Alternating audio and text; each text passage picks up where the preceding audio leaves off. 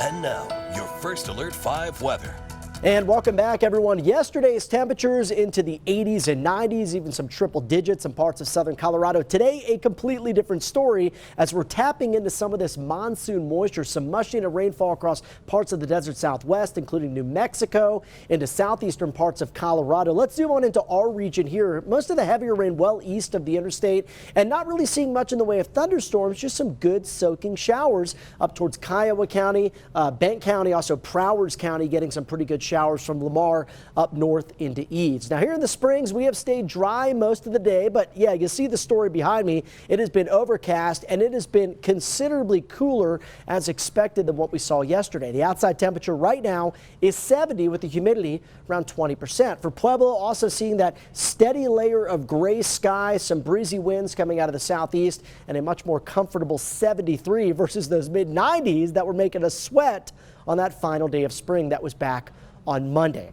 Let's go ahead and look at the 24-hour temperature change graphic. This is a big story, folks, especially into the eastern plains. Temperatures here down about 25 to 35 degrees compared to this time yesterday. And even closer to the interstate, we're down in most areas about 10 to 20. Now, tomorrow we will rebound just a bit as we do see some breaks in the cloud cover. At the same time, the monsoon moisture becomes a little more pronounced. So take a look at Futurecast here as we work our way into the afternoon hours. The high-res model begins to get some rain developing by the lunch hour. Look what happens between noon and about 3 p.m. Much more widespread rain. Some of this could be heavy and could be a concern for some of our recent burn scars, especially that Springs fire burn scar. Now through 6 o'clock tomorrow night, we continue to get the showers. Again, most of it is going to be west of the interstate, but we can't rule out a few passing showers or thunderstorms out towards the interstate and also into the lower Arkansas River Valley.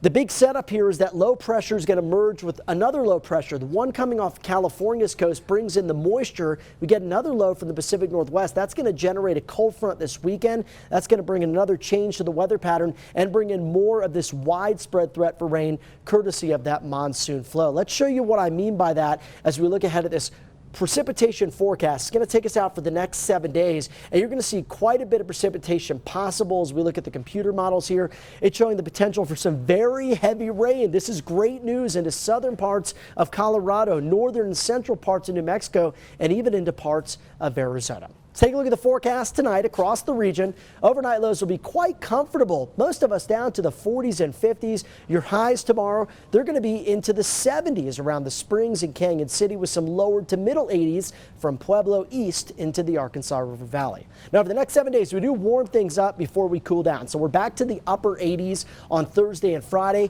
Then that cold front I talked about moves in Saturday. I think by Saturday night, we've got some heavier widespread soaking rains in the forecast. That'll continue into your Sunday as highs only warm into the lower 60s. Tomorrow's storm threat pretty low again here on the I-25 corridor, only running at about 20%. For Pueblo, we're at 80 tomorrow. That's below average. And then we're back to the mid-90s Thursday to Friday. Look at Sunday's high. This would be a day to stay inside or maybe run some errands but keep the umbrella handy. I think impacts will last most of the day. That's why you see that 3 out of 5. Canyon City, we're 2 out of 5 on the impact scale. Through Friday was mostly just isolated or low chance thunderstorms for the afternoon hours, and then heavier rain sets up Saturday night and Sunday. For Woodland Park, we've got a low chance of thunderstorms Wednesday, better chances for rain as we head into the weekend with some much cooler temperatures by Sunday.